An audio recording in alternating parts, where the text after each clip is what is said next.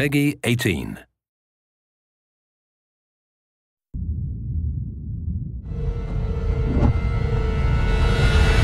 Over the last few months, we've followed the very talented Tomb Raider team through some of the most ambitious and innovative game development the industry has ever seen.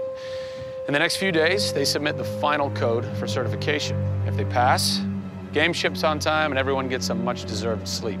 If they fail, well, let's not talk about that. I'm Zachary Levi, and these are the final hours of Tomb Raider.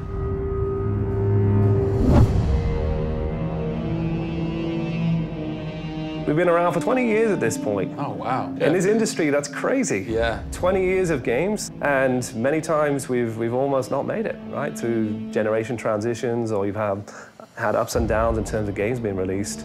And for us to still be here, making games and being competitive, it's amazing. Is this pretty typical for you guys to be in the last week and really all you've got left are these little bugs to do? Maybe it's a few hundred still left to go. The team's cranking them out.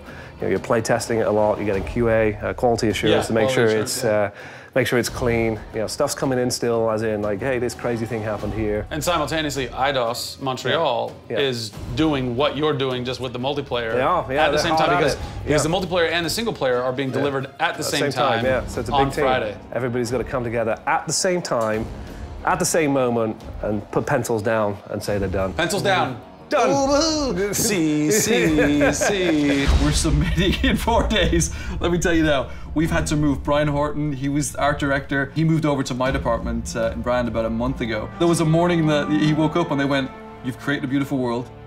Now step aside." So my job is I'm working with a very talented team in the brand to make sure our screenshots are good, to make sure we have covers for magazines, posters, to make sure we have posters. Stuff, right. There's a lot of materials, just like in a film, where when a film's done and in the can, you have to sell it to people. You have to let them know what's cool about it. Listen, I'm coming to get you. I'm going to get you out of there. I promise, Sam. What's been great about this over the course of the entire process, you traveling around with us, is that we've been able to bring you the final hours of each of the pieces.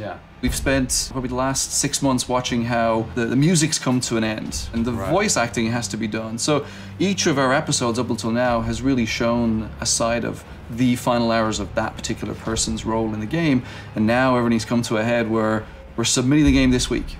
The guys are tirelessly working. You know, the guys have literally, at some cases, slept in the studio.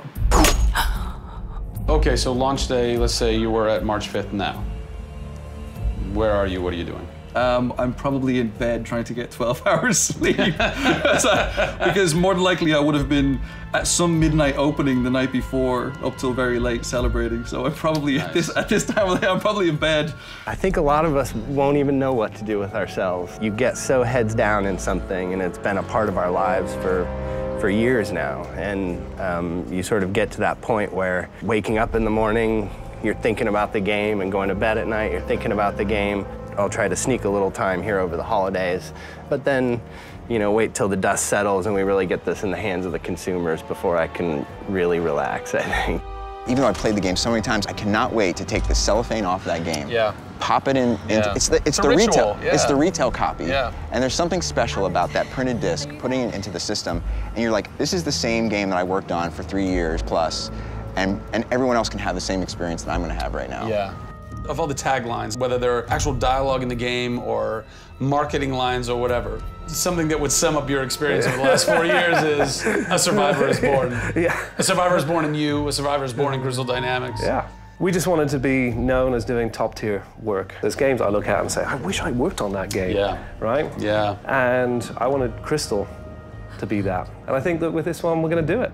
Anybody can make an explosion look beautiful and make a world look phenomenal, but we now move into a period of time where it's about having a connection with something which is much deeper than just saying, I have a controller in my hand and I'm guiding a character around and fighting or solving puzzles. There's a depth in the story that we're trying to tell, which hopefully for us is going to be able to set that structure for the future. Hopefully we've taken the risk and we've been shouting so loud about this that we're actually carving what should be done. No! Oh, don't do this to me, you northern bastard. Are you excited? You nervous? I'm both excited and nervous. You know, because we've been masters of our own destiny up until this point, and now we're going to continue that right through to launch. And what's great is that from the very first presentation I gave with Daryl about here's the vision of the game, all the way through to the very first game sitting on a shelf on March 5th, we've been there for the ride. We've been on that journey. And then all of a sudden you reach March 5th and you're no longer there's millions of copies of your game out there, and they're in people's hands, and you're thinking, like, how are they playing it? Are they having fun? What are they saying? What are they going to do? As soon as they put the controller down, what's the next thing for them? Do they want to tell people? What do you want their response to be? I hope those people see that the story we've built and the foundation we've built is one that will last a long time. Doing something that's special is just incredibly tough, no matter what it is. You've got to really want it. You have to be passionate. You have to care about it. Everybody realizes that this is the game of their career, and everybody wants to put as much time and energy into this as possible. We have a studio full of passionate people who have put their lives into making this thing happen. This is not just a game that we're just going to ship on March 5th and people will go, great, I've got another game to my credits. This is one where the team are going to look back and go, that was a journey. It's been an honor to be able to work on Tomb Raider, and long may it continue. I see this getting bigger and better over the next few years.